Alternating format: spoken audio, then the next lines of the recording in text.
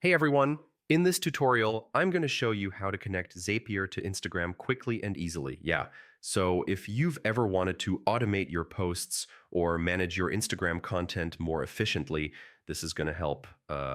Let's dive in. First, head over to Zapier.com and sign in with your account.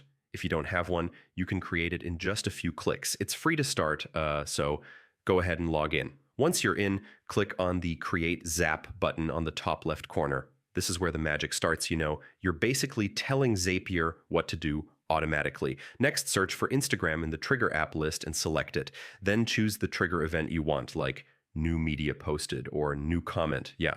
This tells Zapier which Instagram activity to watch for. Now click Connect Account and log into your Instagram business account.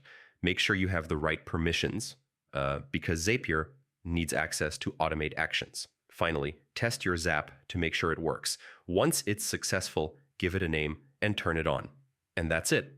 You're now automating Instagram with Zapier. Pretty simple, right?